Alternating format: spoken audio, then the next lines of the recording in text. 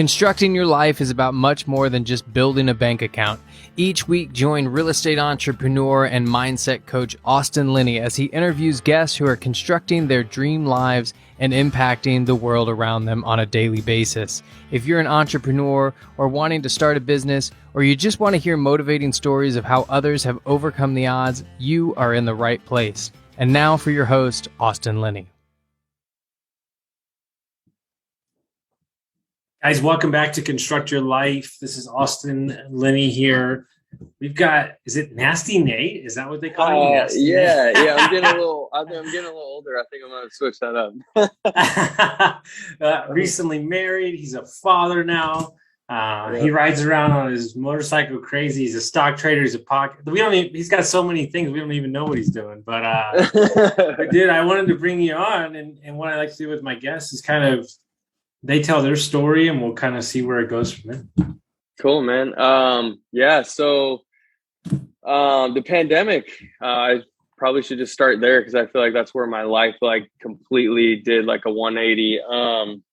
Had a lot of ups and downs in my life. And I think one thing that really kind of kept me grounded was the bike. And that's why, I'm married to that game, because when I was younger, I just felt like I didn't fit in anywhere. And I think that's a big need that we all have, is to be seen and to feel at home in some place. And, everything that I pursued as a young guy, it was always sports, baseball, basketball. I feel like, my parents kind of pushed me to do the regular, ball sport kind of thing, go to college, all these things. Not that that's bad, but, that was I feel like they were kind of living through me. And I just always, as I got older, I had this urge, and I was like, man, I'm not cut out for this. I'm naturally gifted. So I think when you have a little success, you're like, oh, maybe I could see myself doing this. And, I actually got a baseball scholarship to a junior college. They're going to pay for my schooling, all that. And a week before I was supposed to go, I was like, I can't go. I told my parents, this isn't what I love. I don't see myself doing this. And I feel like that was my first attempt at me truly trying to be myself. And there was a lot of backlash from my parents. So that was really hard for me, because they thought I was throwing my life away because I didn't have a plan. And at that time I was really into lifting weights, and I was like, I'm going to be a bodybuilder. That's what I want to do. That's what my dad looked at me and he said, you better get a fucking job. And I was like, oh, damn, that killed me. I was like, wow, they don't see what I see, 6 months later, I was working at a car dealership, and we would drive to get gas and put gas in the cars. And there was a guy that worked at the gas station. He had a motorcycle. And I was like, man, that thing's cool, bro. And he was like, I'll sell it to you. And came up with the money 2 days later. And it was like nothing I'd ever done in my life. I mean, I started on dirt bikes when I was little, but getting on the street was a completely different game. It was the first thing, and I tell people this all the time, this is why I love what I do, is that it was the first thing in my entire life that I'd done that I was fully present in that moment. I wasn't thinking about anything else other than the bike, the tires touching the ground, the vibration in the handlebars. There's a sense of freedom that is unexplainable when you're on a motorcycle. And then, naturally, I've always been competitive. I always wanted to take everything to the next level. And then I saw people picking the front wheel off the ground. And I was like, okay, how do I do that? Started looking into that. And that was it, man. As soon as I got my first taste of it, I threw my life into it. I mean, I mean that in every sense that I could. I mean, I didn't work as much as I should because I rode. I dumped money I didn't have into the bike. And I, spent time that I could have been doing other things. I could have been, working on my future, or I could have been partying, or I could have been hanging out with friends. I was on the bike. So the bike has helped me become the man that I am today. And I'm proud to say that because it saved me from a lot of downs, because I felt like no matter what I felt like, I could turn to the bike, and the bike was there for me. It has its own aura. It's its own entity. It has it's not obviously like a person, but it's a thing to me, it talks to me. It's there for me.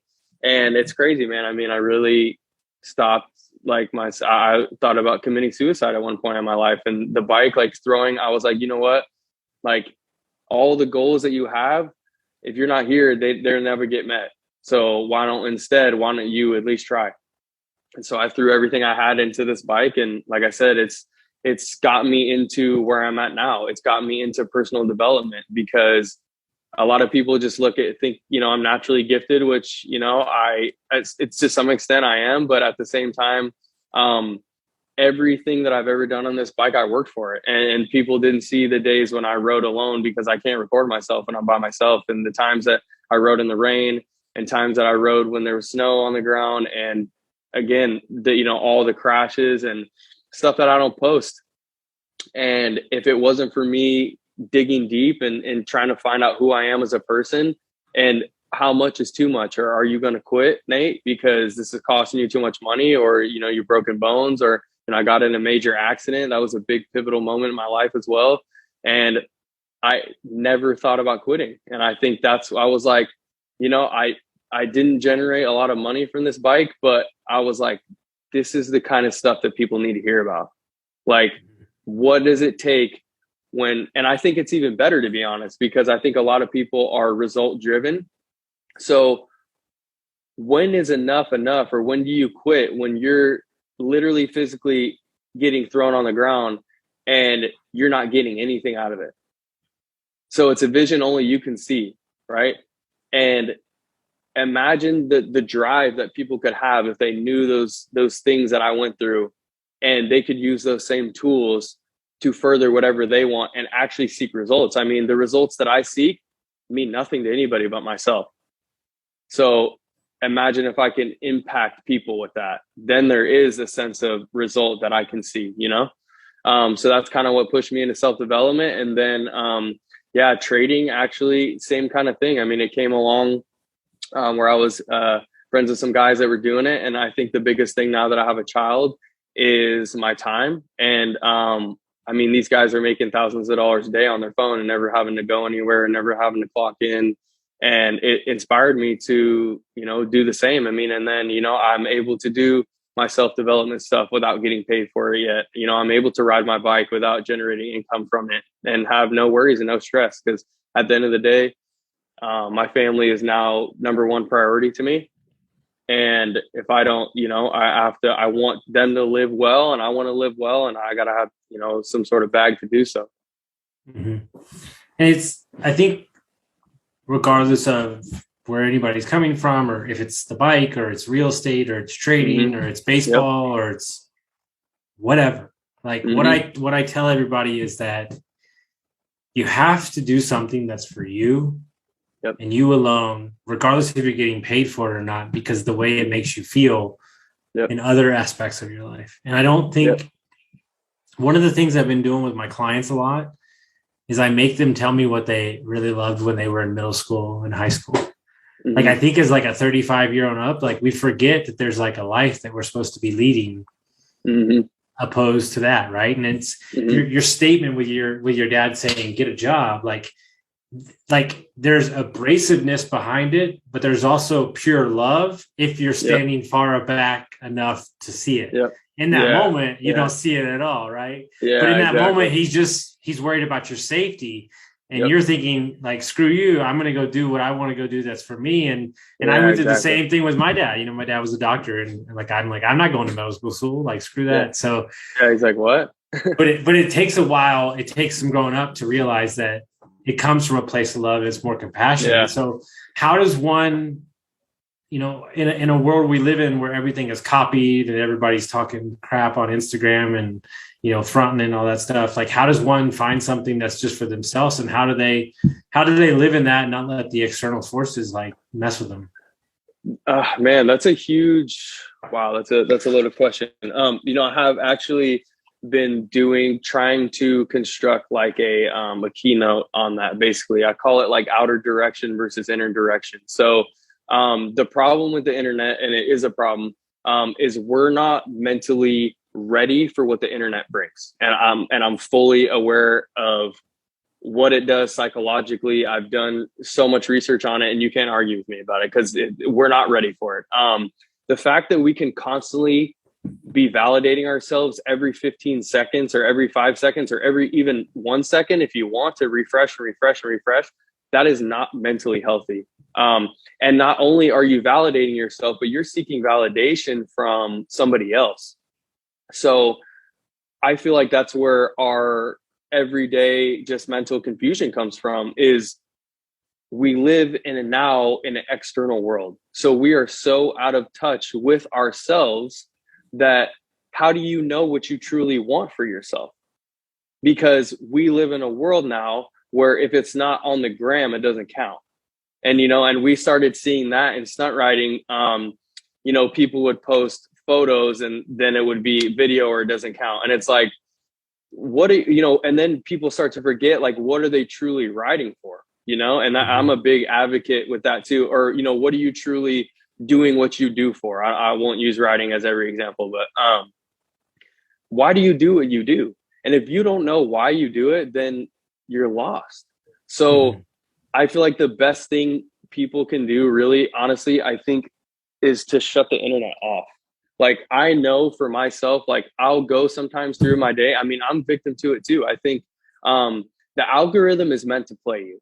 And when you understand that, you have the power. But if you really don't, there's one thing I think what a lot of people do is they'll get on, like myself. I do this all the time, and take full accountability. Oh, I'm working on here. I'm checking to see, these kind of things. But next thing you know, it's been 20 minutes, So, having that sense of self-control is really important, because I noticed that the longer I'm on it, the more I feel out of touch with myself. Like, what is my main purpose in life? It's to provide and help people with whatever they feel like is stopping them to get to where they want to be. At the end of the day, I could care less about social media. It's a great tool to help grow your influence. But how do we do that? We have to get more in touch with ourselves. And what does that look like? That looks like sitting alone. I mean, I think a lot of things that people do is they can't sit with their thoughts, so they distract themselves. For me, I did that for a long time, where I would work. So instead of sitting with myself, I would schedule myself. Like, I did this thing when I was like 21, where I worked 60 days in a row. I had 2 jobs. I worked 60 days in a row, making minimum wage, and then working at a bar. And then one day worked 21 hours in a day, and then got up an hour later and went to work again. And it was like a trophy to me. And I was like, I look back on it now, I was like, dude, you were killing yourself because you couldn't deal with the person that you were in at that time in my life. I couldn't deal with, I was lying, I was deceiving women, I was seeing, I like was hurting people and using them, and I couldn't sit with myself. And I look back now and I'm like, sure, I wanted to grind, but it was a pride thing, and I was like, why am I doing this? Because I can't sit with myself. I don't know who I truly am. I don't know what I truly offer to the world. And when I do think about it, I'm disgusted. So to answer your question, I know that was long-winded, but sitting with yourself and finding out who you truly are away from the internet. Because I always bring the internet up, and people say the internet's not a big deal, but it is a big deal right now. It is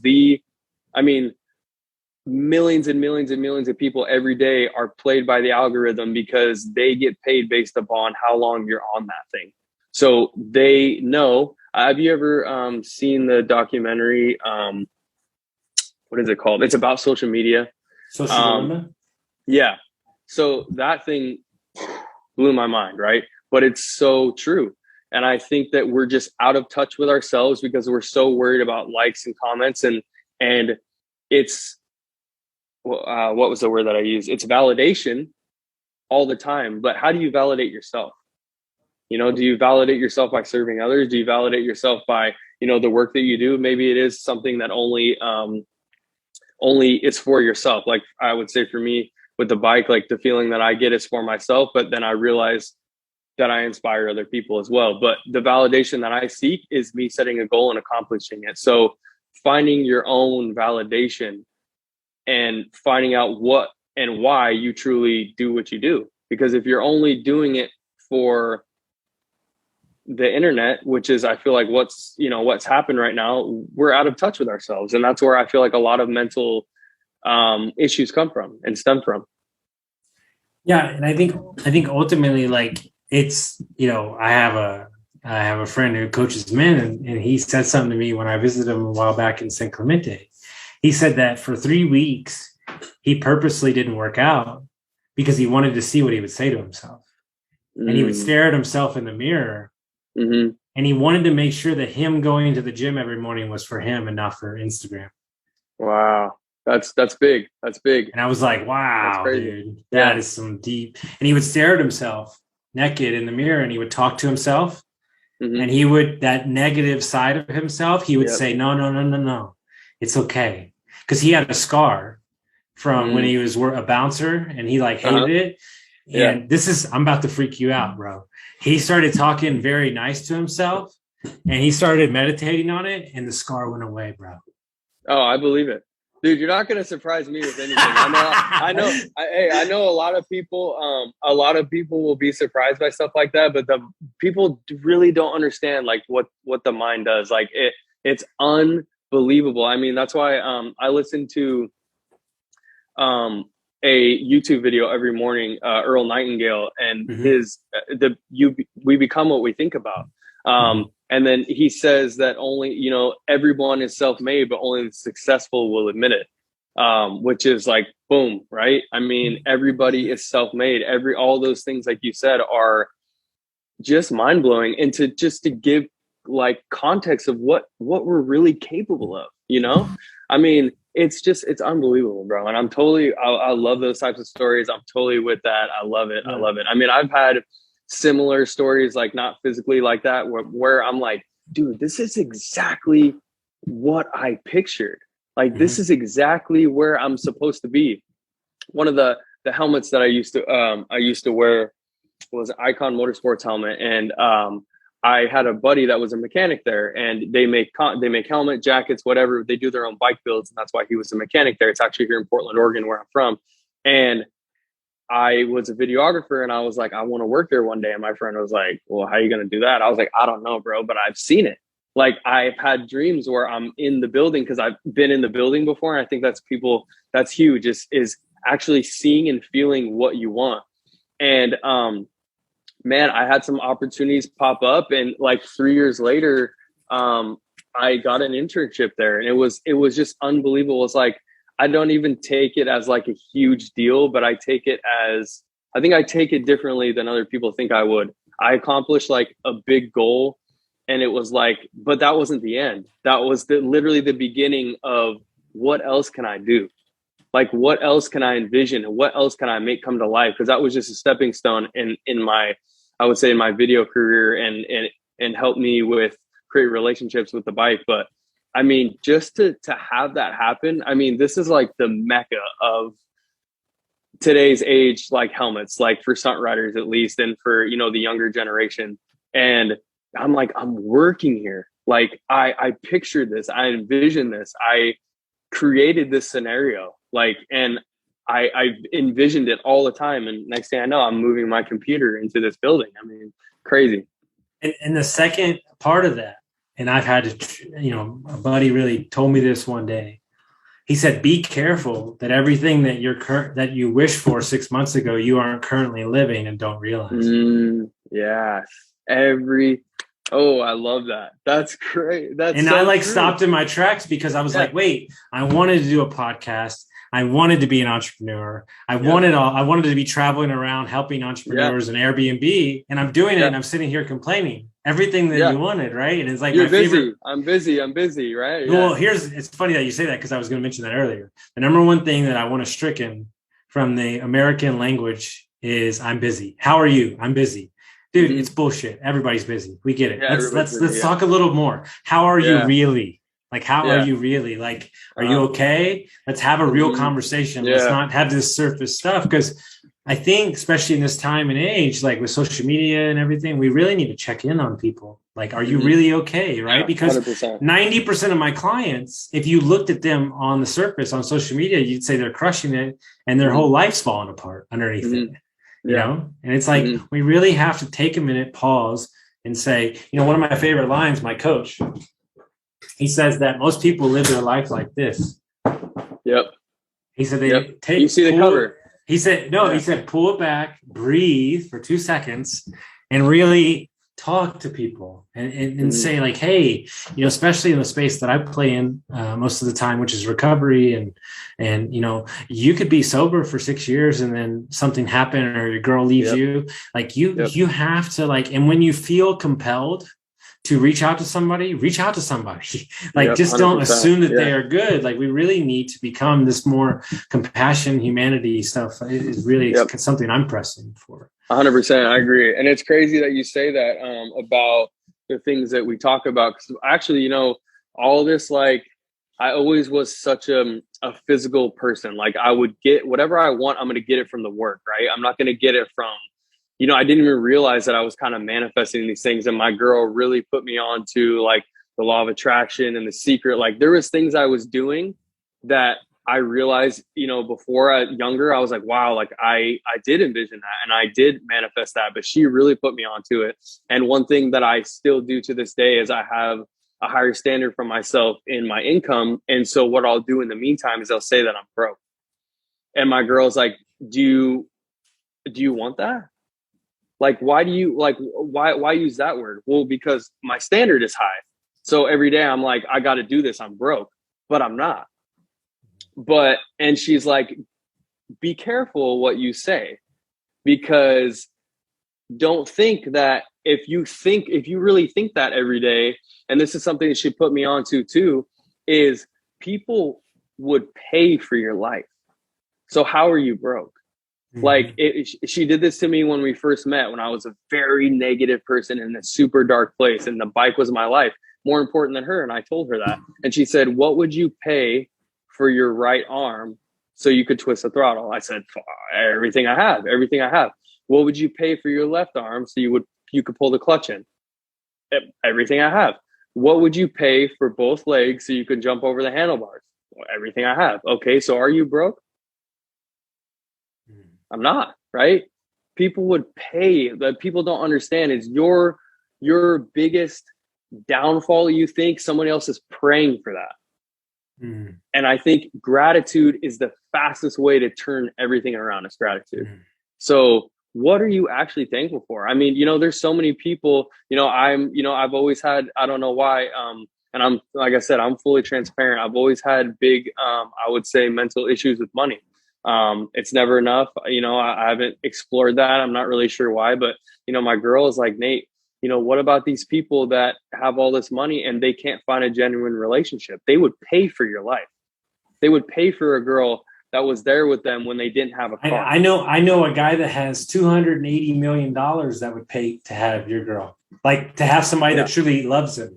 Yep. And he's a miserable human being. Yep. And see, and honestly, I wish more people would talk about that kind of stuff, because people don't. Because like you said, I think the internet has become entertainment instead of education. So what really is, we're playing into the surface level of the human mind that is the animalistic part of it, and not the part that it does the cognitive thinking. So like you said, I mean, my girl was with me when I didn't have a car. My girl was with me when I had no money and no job. And she tells me that, like, people would pay for your life. Why do you think you're broke? It's very interesting. I said it on the podcast earlier today. A lot of men do this. I'm going to grind. I'm going to work my face off. I'm going to provide for us. I'm going to give you everything that you needed. Yeah. And then you turn around and you look at your spouse or your kids and you go, I'm doing this all for you. For you. Yep. And their response is, we didn't ask for it. Oh, that's the worst, bro. You're doing it for you. Don't act like you aren't. You're doing it for your ego. But hear me out. That's okay if you admit it. But what I've noticed a lot of high performers do is they schedule in time with their kids and their wife. So they're not thinking about trying to fit it in, and they don't get what's left over. So yeah, you might be working 12 hours a day, but they know at 5:30, I got dad, we're hanging out. And so if everybody's bought into that, and there's, my favorite quote in the entire fucking world is George Bernard Shaw, who was a poet from the 1940s, said, the problem with communication is the illusion that it's taken place. Oh, dude, dropping bombs, bro. I love that. Wow. No, It's seriously. one sentence that's the most powerful sentence ever, because that's men in a nutshell. True. Yeah. Yeah. No, seriously. What do you not understand? Like, don't you see me leave every day and try to bring home everything that what do you not get? What do you not get? Like, I'm doing this for, you're right. You're not. And I think that's what, honestly, honestly, where that comes from as well is that, a large percentage of people are doing something that they're not happy with. Mm-hmm. So imagine the magnification of the resentment, mm-hmm. right? Because not only am I doing this for you and you don't appreciate it, quote unquote, I'm doing something that I hate. The resentment, bro. Right? It's a shame cycle. So I got one more for you. You ready? This is my favorite one, because this is a shame cycle that everybody's in. Yep. You can't beat yourself up for not performing at your best while simultaneously not performing at your best. Yeah. Yeah. Because that's what we do, yeah. Right? Straight up, like, oh, you should be better. You should bench this, or you should work out 7 days a week, instead of just saying, hey man, you did it. Like, way to go. And what we need to understand is the act of doing it, keeping the commitment and being there and being for ourselves. Because here's my biggest issue as I coach people and create goals, is that I think their goals, this is about to get real trippy for you. So your goals can only be as big as your past self sees them. You're looking at the lens through who you used to be. So instead, if you're present for the moment and open to anything that's possible, then there's no limit. Yep. Because you're letting the universe say, in this moment, as a father, I'm going to show up in my highest form, and I'm going to be there. And then I'm going to do that at work. And I'm going to do that for my wife. And here's the deal. It's very hard, because one of the things I talk about all the time is, as much as I want all the things, I want none of the things. This is what me and my friends talk about all the time. We're like, dude, we want to build all these businesses. And then on like Tuesday, I'm like, I don't want to build any of these things. I just want to disappear. Exactly. I think what people, so that too, I think a lot of things that I didn't understand when I first got into wanting to perform higher is that, I kind of made up this thing, like, people want greatness, but they don't understand is that greatness comes with responsibility.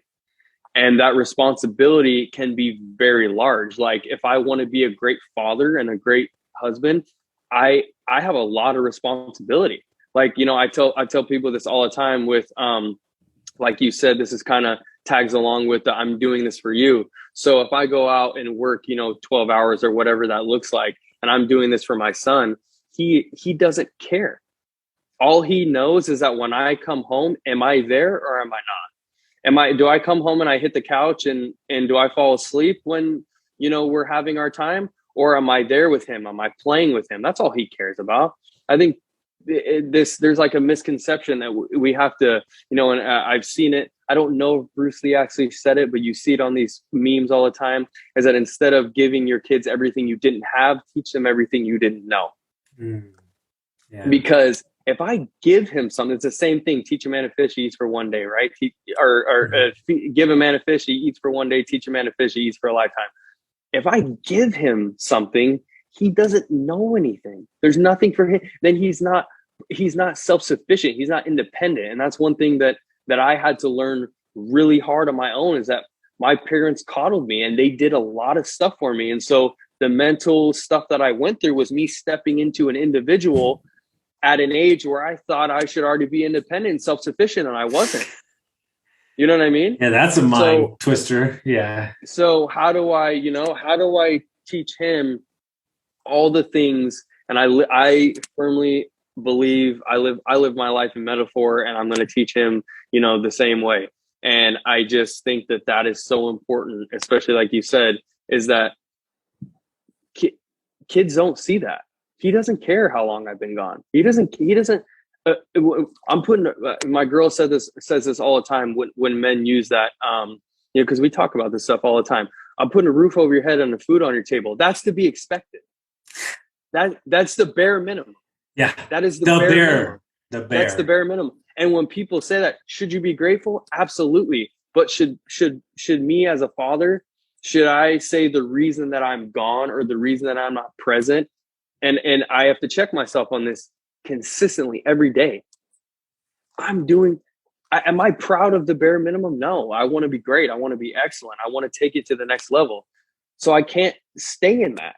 We can't stay in that part that's such a low level accomplishment. I wouldn't even call it an accomplishment. You have to do that. Mm-hmm. Yeah, because one of the things is like, okay, let's say my goal is I want to make, $200K a year. Let's just say, like, you haven't even made $70K a year. Mm-hmm. So like, we can't even talk about your goals. So like, what if we got to 100, and then when we got to the 200, then we stand on top of the 200, and then we really make a decision because there's a lot of things that I'm doing, let's just say, for certain reasons that maybe 2 years from now I won't have to do. And then I truly get to make a decision that is basically 100% mine. And I'm already doing that about 70% of the time. But when I get to that 100, that's ultimately, one of my favorite, another quote is, desire is just a contract that you make with yourself. On this amount of time, you're not going to be happy till you get this. Right. Like and so it's actually desire that's like holding you back, because the goal, the thing is always going to move when you get it. If you got the next car, the next house, you're going to want the bigger one. It's never going to change. Yeah. It's destination syndrome. Yeah. And so what you're actually chasing is the next best version of yourself. Growth. Yeah. And that actually hit me really hard. A couple of years ago was my biggest financial year of my life, 2018. And I said, I'm going to have this, I'm going to have this, I'm going to have this. I'm going to have a beautiful girl. I'm going to live in a house with a big garage, yada, yada, yada, 3 bikes, all these things. Well, I got the 3 bikes. I got the house with the garage, and then I turn around and the girl's not there. So now because of, I'm like missing all these things, my mattress is on the floor because, I don't care about those kind of things. Like the house became a place to sleep and not a home. And, no rugs, no kitchen table. I'm eating, standing at the countertop. Like I was so focused on the destination that when I got there, it's not what it's cracked up to be. I have a friend who owns 3 businesses, multimillionaire. And I asked him when I first met him 3 or 4 years ago, I'm like, dude, I see the Bentley, I see this, I see that. He's like, none of that stuff matters. Once you're able to have it, its importance is nothing. When you can't have it is when you want it.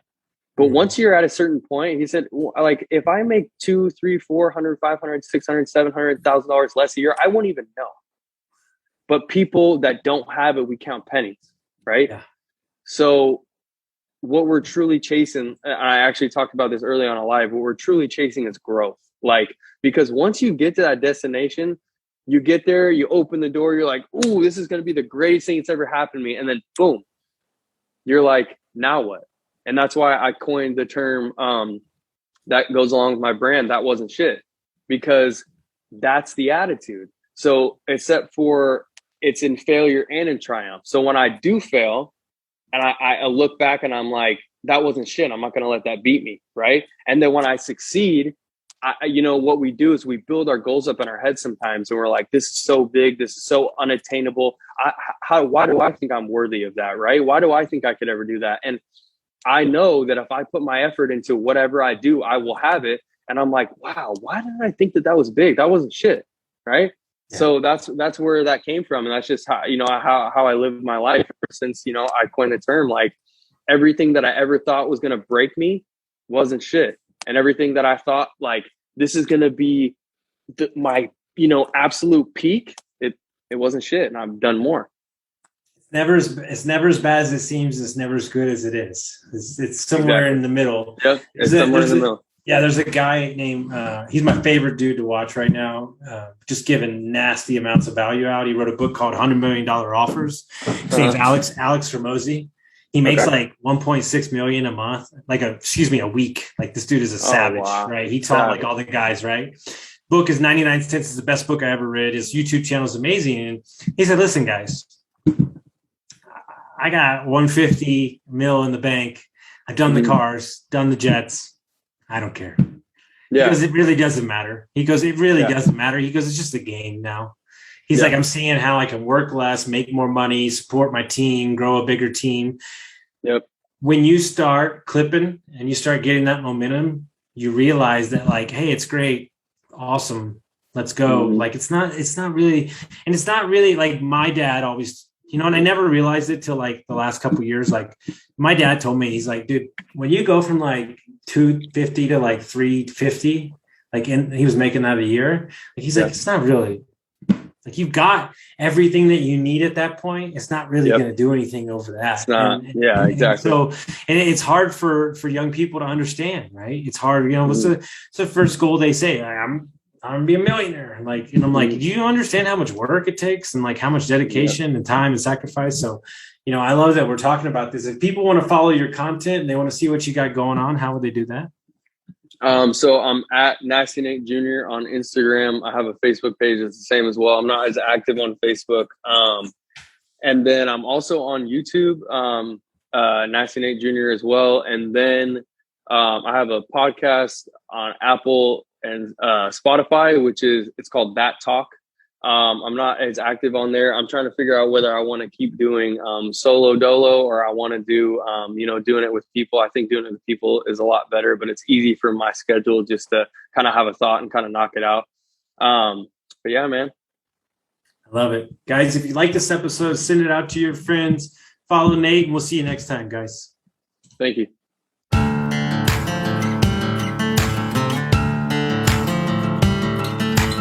Thank you for listening to Construct Your Life with Austin Linney. If you enjoyed this episode, be sure to rate, review, subscribe, and pay it forward by sharing with a friend. Most importantly, take this opportunity to start constructing your life by taking immediate action on what you learned. For show notes, resources, and more information on one-on-one coaching with Austin, visit constructyourlifepodcast.com.